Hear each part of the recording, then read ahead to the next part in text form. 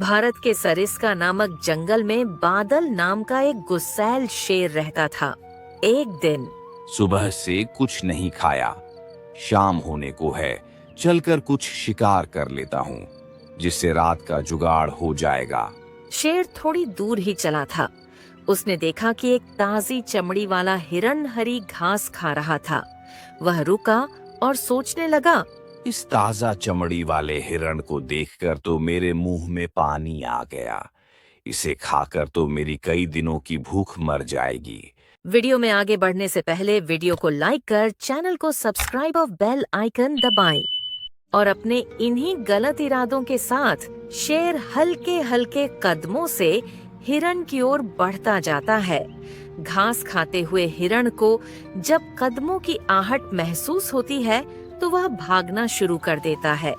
शेर भी उसका पीछा शुरू कर देता है और कुछ देर बाद शेर हिरण को पकड़ लेता है।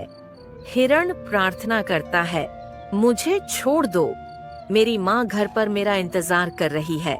लेकिन शेर हिरण की एक नहीं सुनता है और उसे अपनी गुफा में ले जाकर मार देता है और बोलता है, ऐसा ताजा मांस तो बहुत दिनों बाद खाया है, इसे खाकर तो मजा ही आ गया। इस छोटे से हिरण की माँ, जो कि पेशे से एक डॉक्टर थी, झाड़ियों के पीछे खड़ी होकर इस सारे दृश्यों को देख रही थी और खुद को कोस रही थी कि काश में कुछ कर पाती। निराश होकर घर लौटती हिरण ने निश्चय किया कि मैं इस शेर को जरूर सबक सिखाऊंगी।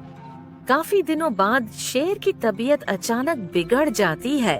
वह जंगल के जानवरों से मदद की गुहार लगाता हुआ कहता है, अरे कोई मेरी मदद करो, मेरा पेट बहुत तेजी से दुख रहा है, कोई तो मेरी मदद करो, मैं तुम्हारे आगे हाथ जोड़ता हूँ।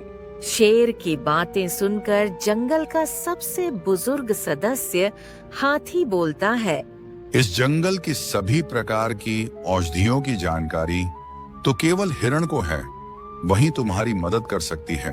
हे हिरण, कृपया मेरी मदद करो, मैं तुम्हारे आगे हाथ जोड़ता हूँ। शेर की बातें सुनकर हिरण ने कहा, जैसे आज तुम मेरे सामने गिड़गिड़ा रहे हो, ठीक ऐसे ही कुछ दिनों पहले मेरी बच्ची तुम्हारे आगे जिंदगी की भीख मांग रही थी, तो क्या तुमने उसे छोड़ा?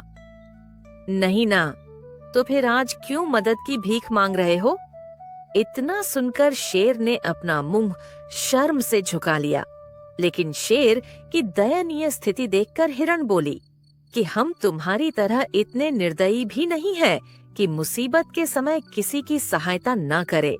इतना कहकर हिरण ने अपने पास से कुछ औषधियां निकालकर शेर को दे दी, जिससे वह पहले की तरह स्वस्थ हो गया। और इन सब घटनाओं के पश्चात शेर ने समस्त जंगल वासियों से कहा, मैं आज के बाद किसी भी जानवर के बच्चे का शिकार नहीं करूंगा। इतना कहकर शेर वहां से चला गया। तो प्यारे बच्चों, हमें इस कहानी से यह सीख मिलती है कि हमें मुसीबत के समय दूसरों की सहायता करनी चाहिए, भले हमारे प्राण ही क्यों न निकल जाए।